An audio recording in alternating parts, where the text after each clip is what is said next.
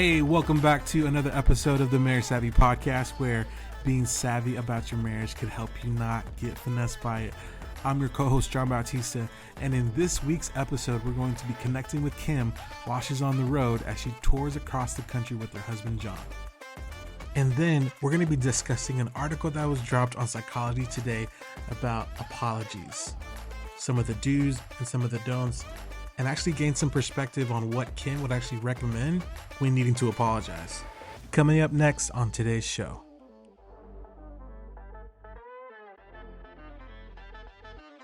The Marriage Savvy Podcast is for informational purposes only and should not be used to diagnose, treat, or act as medical advice. Always seek the advice of your primary care physician, mental health professional, or qualified health provider with any questions you may have regarding a medical condition and or mental illness. Hey Kim, welcome to the show. How are you doing? Hey John, I'm good. How are you? I'm doing good. Hey, today in Dallas is like an 88 degree day. So yeah, I'm driving with the windows down. That'll last a week or so, and then it'll be back up in the 90s. Yes, no, absolutely. And then we can go back to sweating in our cars. That's right. That's right. We're in. Yeah. Where are you? Yeah, we're in Virginia now. We're at Shenandoah National Park in Virginia. Listen. I ate my way through Pennsylvania. I did. It's Amish country. I had the best peach pie I've ever had in my life. Peach pie? Whoa. It was like eating summer. I mean, I don't know. It was just. It was amazing. I ate my way through that state. I'm coming like home with more of me. That's for sure. It's just it's not too sweet. It's just fresh peaches and oh my gosh, it's so good. Wow, did you have it with ice cream? Everybody asked me that. It was whipping cream. Whipping cream? It was whipped cream. Mm-hmm. But yeah, it was so yummy. And buttered noodles. Do you know the Amish make this thing called buttered noodles? Oh, no. So wow. This was an Amish restaurant?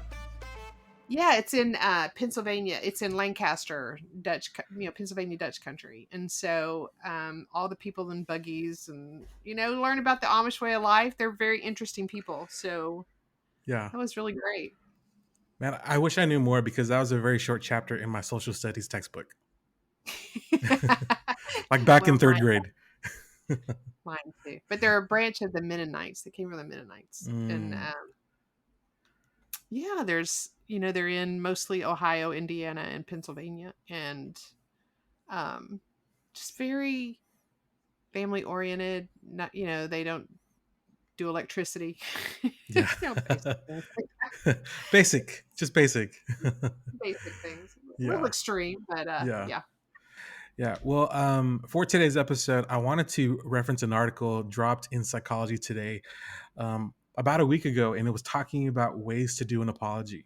And I feel like in every relationship, whether it's a romantic relationship or a friendship or familial relationship, like you need to say sorry. Yeah, frequently. Yeah. And I'm always surprised how many couples I get in therapy where it's really hard for one or both of them to do that. And they know it's hard for them. They'll come in and they'll be like, yeah, I don't say I'm sorry very well. I'm like, okay. Oh, so they're aware of it. Yeah, they usually are. Huh. Yeah. So what do you think, just to kind of pick your brain a little bit before we talk about the article, like what do you think maybe is the struggle with couples being able to say sorry? Like what's preventing that? Oh, that's a big question. I think it has a lot to do, with how you're raised and how safe it is to be vulnerable to say, I messed up. So people who have an avoidant attachment style, who are more avoidant, they're not comfortable with feelings. And to be really sorry, you kind of have to have empathy and you have to understand the pain that someone's in to be able to say, I caused that. Right. And so it's easy to get defensive, and we can talk more about what a bad apology looks like.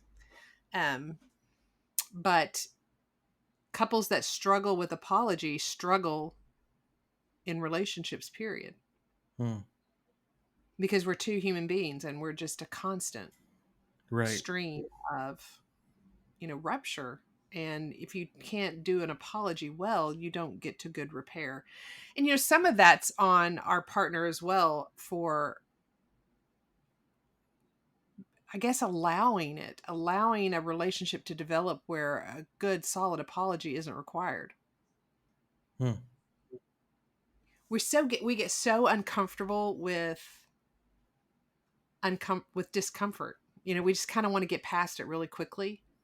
And Yes. so we tell ourselves it's not that big a deal, or, he didn't mean it, or, yeah, it's just how she is. Kind of, Mm. we give ourselves our partner a lot of excuses for it, and then we don't train them. We don't train them how to be relational. And Yeah. so where do you learn that? Where do you learn it? Where do you learn how to take accountability Right.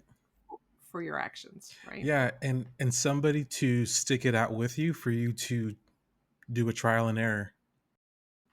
RVing, we've talked some about how John and I we've been in some, in some tense situations here. Um, Parking this thing, or we actually dinged it. It was my fault that we dinged it. I wasn't being a very good spotter. And he got into a tree. He got into a tree, and now this RV's got some damage. It's Oh my fault. wow. Yeah, but we were very frustrated with each other. And so it's just one of those moments. And I've talked on here with you before about do-overs, having a Right. do-over, Yes. right? And a do-over is a great opportunity to learn how to calm yourselves down and have repair. And John and I, it was a long travel day, and we were tired, and I was tired and hungry and uh frustrated and hot, and this thing wasn't going well, and I was being a real smart aleck. I was being very difficult. I was not being a very good partner, and he dinged the ring, and he popped out of that truck. He was going to come and give me what for. Um, and I was going to meet him head to head and give him what for. And I thought, here we go. This is it. But something just kind of came over me, and I realized this is not the time or the place. Mm. And so I just told him, not right now, just not right now. And we can figure this out later. We can work through this, but right now we got to get this rig in. And Mm. he's like, yeah. And so we got it in and had some dinner, and I took a shower, and I felt a little bit better, and I was able to actually calm myself down. But that was a do-over, right? It's not real repair. It was just getting us out of a tense situation when we weren't in the right frame of mind to really have good repair, Yeah. right? And so when I was taking a shower, calm myself down, I was like, how am I gonna make repair on this? And my counselor brain doesn't want to kick in when my emotional brain is going, right? And it was my fault. But nobody likes to be blamed for anything either. And so um I came out, and he was sitting there, and he's like, "You ready to have a talk?" I said, "Yeah, I'm ready to have a talk." And I wasn't a good partner today. I wasn't a good partner today, and I'm sorry. Um, and I was surprised at how hard it was to stay, what call staying clean in Mm. that, because I wanted to say it was my fault, but you should have listened to me. It was my fault, but I told you to do such, right? And that's not a really good apology. Mm. That's that's not a good, when you come with a but, Yeah. that's not a good apology. Yeah. And that but kind of points back to the fact that uh one of the main reasons why we don't do well at apologizing is because we don't have any empathy. Like we don't stop for it. Like we don't stop to see it through our partner's perspective or the person's perspective. Yeah, and we also want to share blame. Right. It's not all my fault. Right. Right. But I was hungry and really tired, and you pushed too hard, and we drove too long that day, and Yeah. that doesn't sound very apologetic, does it? It doesn't. In the moment, I would probably say it would sound like a someone's trying to make excuses Yes. for the reason why they contributed to the rupture. Well, yeah, and we want to say, "Hey, yeah, we did this thing wrong, but we're not bad people." Yeah. I'm not a bad person. I'm just, tired and whiny and I, you know. Right. Yeah. No one's saying anybody is a bad person. We're just saying, hey, maybe next time you eat, why don't you add an extra patty and cheese? Yeah. Yeah. It will hold you over and pick up some trail mix or something, you know? And something, right. Yeah, Right. yeah. Well, thanks, Kim, for answering just that one off question. The article on Psychology Today, one of the things that it mentioned are the do's of an effective apology. And, one of them said, saying, I'm sorry. The second one was showing understanding of your impact to your partner. The Mhm. third was to offer a plan to move forward. And then the fourth is to actually work towards that plan, like put that plan in action. Whenever we talk about these four things that the article mentioned, like what would you say might be missing? Sometimes I'll talk to couples who are stuck in a situation where it's not really obvious what the amends would be, and I will ask the person who's um, been hurt, what would feel good, what would help you move out of this place Hmm. where you're feeling resentful or you're feeling pain or you're feeling um, like you got your heart broken. What would help you move out of that place? And oftentimes they don't know, but I'll tell you the one thing that always does help, and that is a partner who is really empathetic and tries to make an effort to understand the impact on that person. So, for example, there's something vastly different between I said I'm sorry. I said I was sorry. What do you want? What do you want from me? Hmm. There's that attitude to I'm sorry. And then Right. there's oh my gosh, I can't believe that I did something that hurt you so profoundly. And I wish I could go back. I would do anything I could to go back and redo that. Hmm.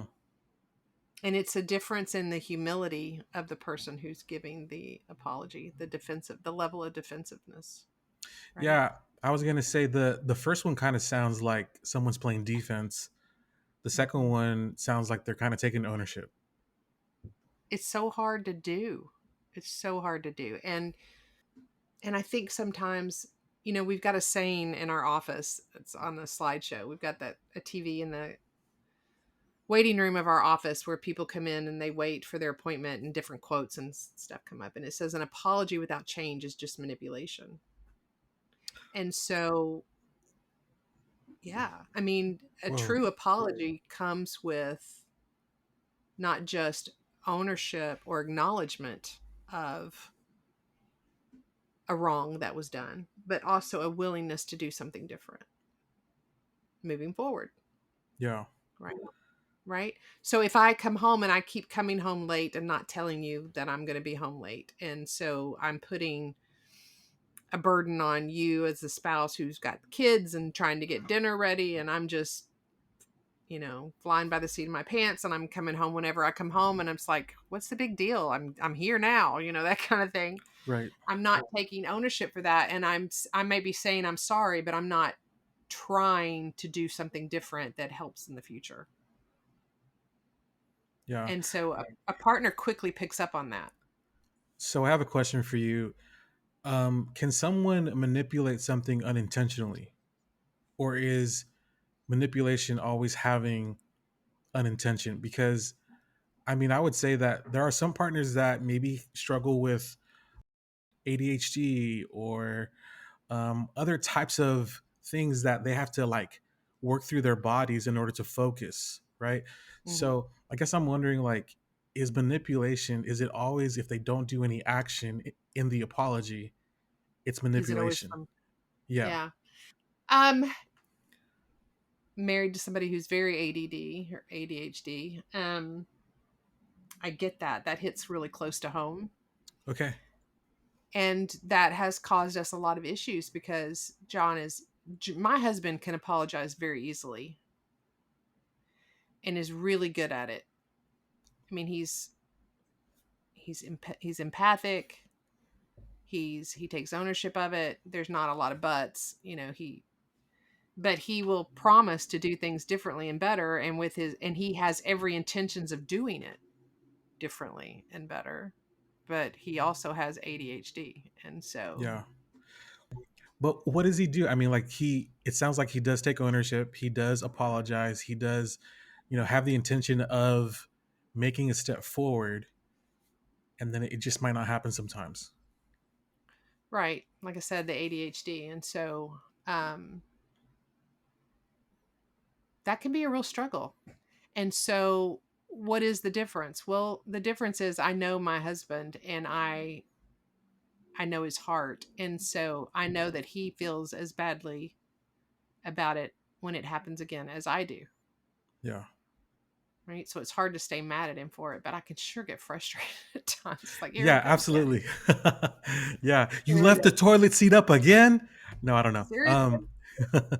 But I remember Sam John had showed us in one of the trainings where the three, I would say, dominant functions in a relationship is love, trust, and forgiveness. And so I think that there's an aspect of grace and forgiveness that's Hmm. required in a relationship when people are going through apologies. If your relationship's in a healthy place and you work really hard to keep it there and communication is good, it's easier to assume your spouse has the best intentions, Mm. right? And so if I start assuming that he doesn't, then we're going to have a bigger problem. We're going to have to work through a lot because now I'm feeling manipulated. Now I'm feeling resentful. Now I'm holding on to the grudge of all of this. That's Yeah, a terrible place to be. you're viewing him through a different lens instead of a lens Hmm. of benefit of the doubt. It's a lens of, oh, he's trying to do this on purpose. Yes. But I've worked with a lot of couples, John, where there is a lot of really big manipulation going on, that somebody isn't really that sorry. Hmm. They don't have any intention of changing. They don't want to change. They just want their spouse off their backs. Mm. Yeah. Right? The apology is to shut someone up or to ease the tension or get them out of the hot seat, so to speak. And so, how do you know the difference? Hmm.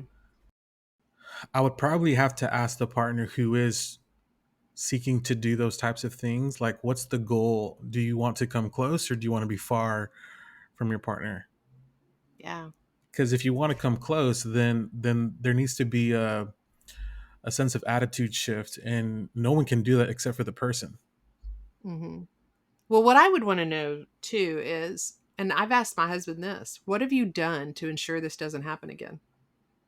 What things have you put in place to make sure that you do remember, or to make sure to put the toilet seat down, for example? What are you doing to remember? Yeah. And if he's like, I don't know, I'm like, okay, Okay, well, maybe maybe that's our we'll, next step. yeah, maybe you're not trying so hard. Yeah. Yeah. Yeah. One of the most helpful articles that I received at the marriage place was the 7 R's of repair. So the first one is recognition of how you impacted your partner. And then it says, partner will need to communicate how your wrongdoing impacted them while you were actively listening. That's a solid one, right? And Yeah. then it talks about responsibility. So taking accountability. The third is remorse, expressing genuine feelings of how it feels to you to cause that pain to your partner. Number 4 is restitution. So help make actionable steps to minimize pain in the future. The fifth one is reform. So a commitment to change behaviors that are damaging. The sixth one is release, which I think is a genius one here because it says both of you agree to let it go, move on, no longer punish for that wrongdoing. If you can't, you have more repair to do. And then 7 is reconciliation. It says commit to rebuild the relationship. This can also be an actionable step like hug or make up sex. Hmm. Yeah. But that sounds good. Yes. Love that. Yeah. And so, what I wanted to do was just kind of move forward into talking about some of the don'ts of an effective apology that the article mentioned. So, let's talk about this one. Don't apologize just to get an apology back. I mean, what does that come across as? Well, you know you've got one when you say you're sorry and you wait a while and your partner doesn't say anything back and you get mad. Like, I think we're missing something here. Right. I'm waiting. I'm waiting. Don't you have something to say? Yeah. Yeah. The second one, don't use an apology to shift the blame. Hmm. What do You you ever think seen about that that one? done? I don't think I've seen that one done. Well, like I was telling you about my husband and parking the thing yet. Yes, it was my fault, but you shouldn't have X, Y, and Z. Oh, okay.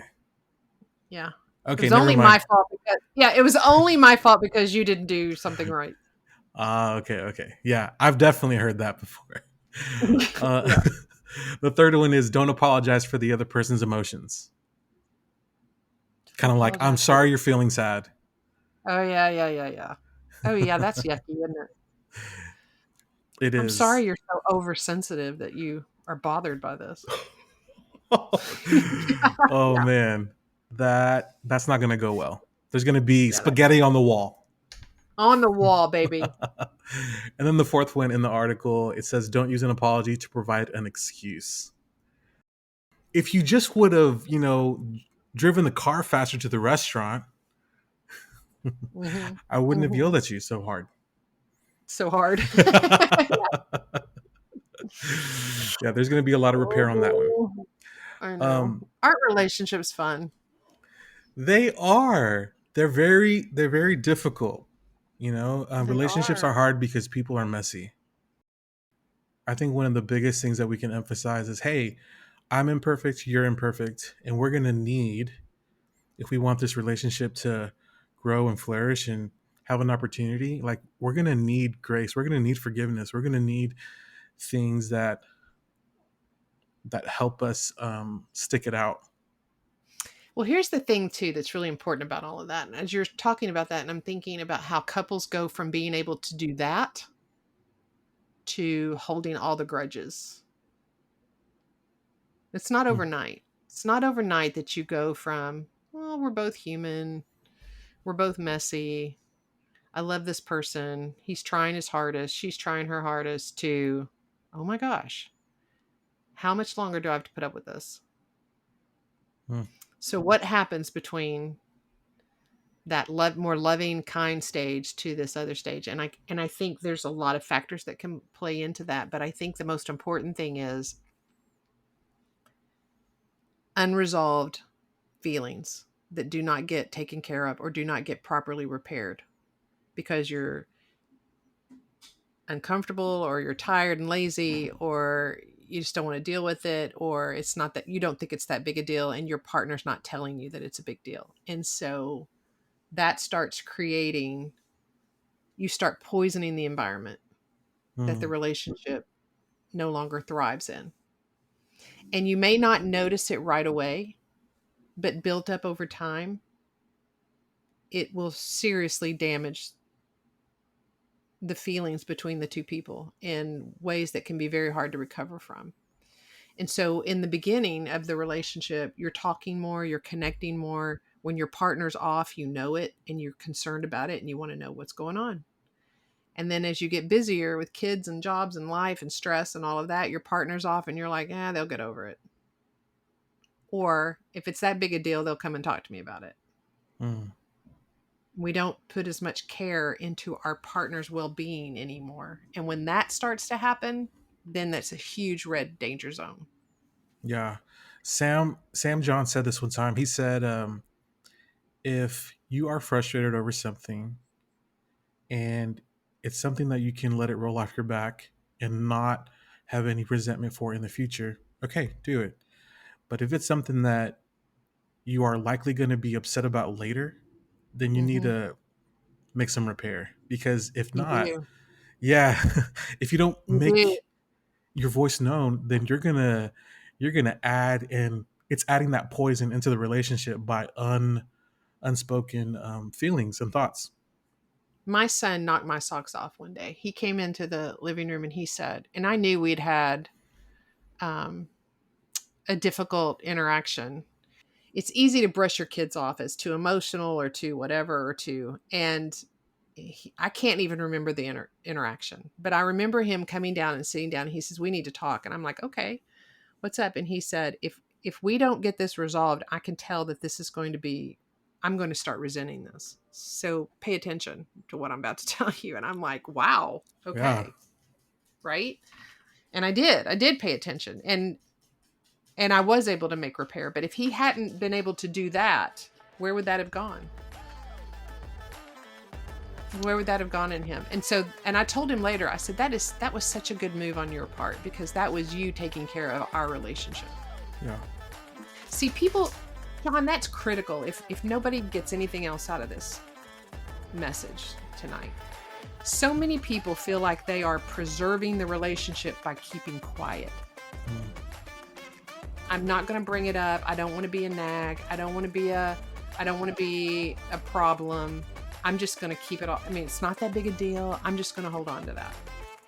Takes so much courage to be able to say, hey, this is not sitting right inside. And if the longer I'm going to let this stew, the worse that is for us. So we're going to have, I mean, you have to risk that, right? My kid was risking my rejection or my minimizing it or telling him he's being overly sensitive or what. I mean, that was a big risk.